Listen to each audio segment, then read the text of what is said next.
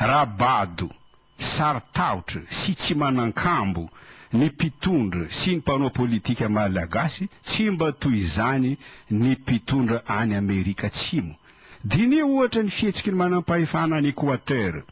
Teto Madagasikara, iarahantsika matsiaro, fa raha ny tapahany Amerikanina ny AGOA tamin'ny 2010, ranomaso sisa no tsy nalatsaky ireo tompona andraikitra malagasy sy ny mpandraraha malagasy satria tsy mahita tolotra politika vaovao toy ny sokona nanany bato izy ireo.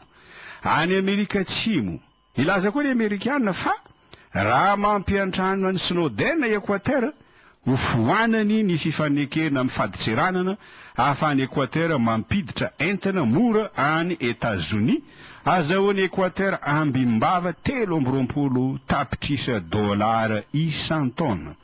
Tezitra ny mpitondra tany Équateur nandrian'izany fandrahonana izany, de namoaka fanambarana fomba ofisialy horen-tany horen-danitra ny ministry ny fifandraisana équatoriana Fernando Alvaro tamin'ny 17 Jona fintinina tahaka izao. Lazainy androany fa tsy ekenay ny tsindry ara-toekarena ataony Amerikanina noho ny antony politika. Tazony ho anareo Amerikanina ny fanomezana anay fianam-bidy mikasika ny ladoany amin'ny entana alefany any États-Unis. Tsy manaiky tsindry izay na avy amin'iza na avy amin'iza. Tsy atakalonay vola ny fitsipika ijoroanay sy ny voninahitray. Tsy ankininay amin'ny tombotsoa ara-barotra sy ara-toekarena na goavana aza ny fiandrianany firenenay.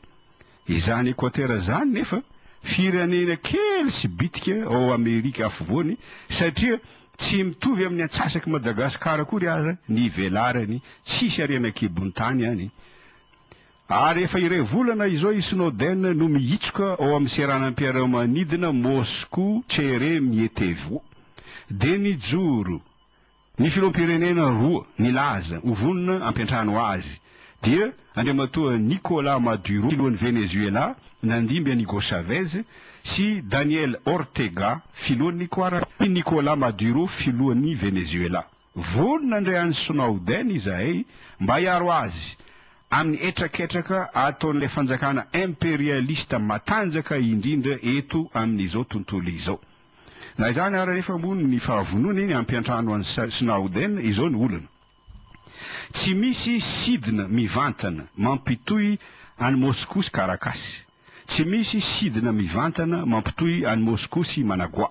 Managua mantsy ny renivohitry Nicaragua. Dia mety tsy anaiky ny firenena sasany raha andalo amin'ny abakabany ny fiaramanidina hitondra any Snowden. Ary efa nitranga izany tamin'ny fiaramanidina nitondra ny filoha boliviana Evo Morales avy tany Moscou. Voatery nidina tany Vienne Evo Morales niandry ny firenena Europeana efatra anome alalanazy isidina amin'ny abakabany de Frantsa, Espagne, Portugal sy Italie. Raha nipetraka tany Vienne ny fiaramanidiny Evo Morales zany, no savaina soto i Snowden.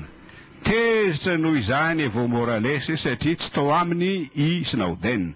Tezitra koa ny vahoaka any Amerika Atsimo rehetra, indrindra ny vahoaka any Équateur, Suriname, Uruguay sy Venezuela, de nitaky ireo olona reo any ireo firenena Europeana io mba anao fialantsiny ampahabe maso. Efa miomana androaka ny masovo Amerikanina any Lapazy, Evo Morales izao, toy nefa nataony tamin'ny taona 2012.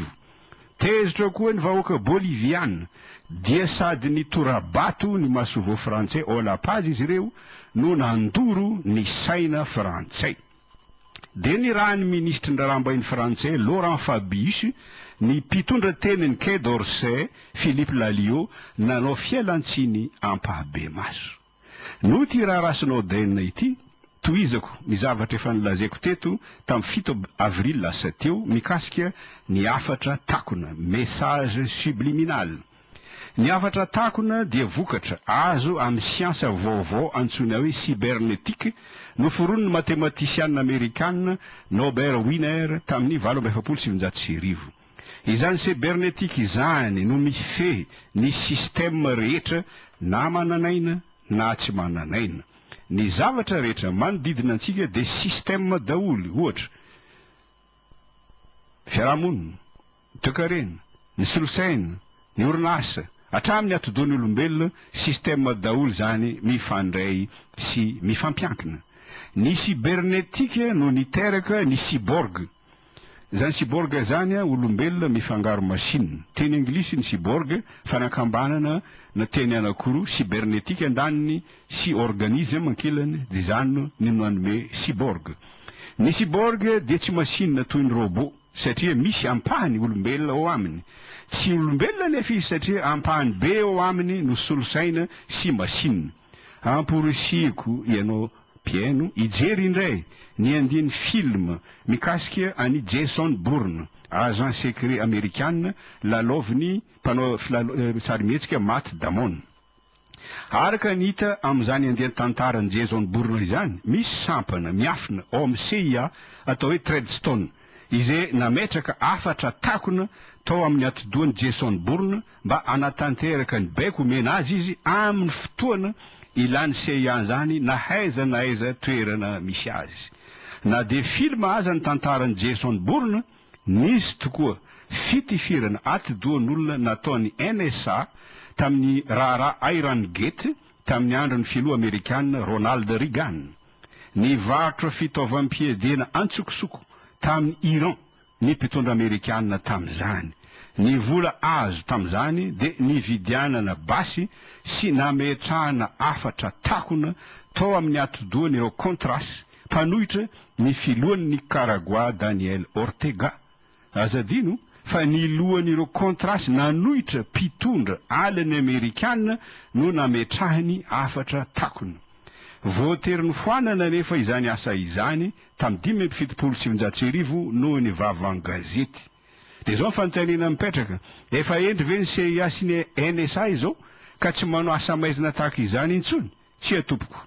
Izao raha Snowden izao no mampiseho fa misy zava-doza kotrehan'ireo olona diabolika ireo. Za mino fa tafiditra amin'ity raha Snowden ity nitetika antsoina hoe stimulation magnétique transcranienne, andefasana impulsion magnétique ny atidohan'ny olona iray na maromaro mba anatanteraka ny baikony reptilien izy ireo amin'ny fotoana anetsehana azy na aiza misy andreo olona ireo. Bokotra fotsiny no tsindrina any aminy any dia mihetsika toy ny cyborg ireo olona ireo, tsy tompony tenany intsony manatanteraka ny baikony reptilien. Tsy mila ampidirina amin'ny efitrano manokana ireo olona ireo fa asaina mandeha fotsiny amin'ny toerana iray izay efa voaomana mialoha hitifirana ny atidohany. Rehefa tonga ao izy ireo dia tifirina impulsion magnétique ny lohany mba hipetraka ao andohany ny afatra takona. Izany no mampiseho fa tsy ampisaina ny mpanao politika malagasy manaiky avezivezy ny fianakaviam-be raisam-pirenena mamonjy fivoriana any amin'ny toerana tondroiny.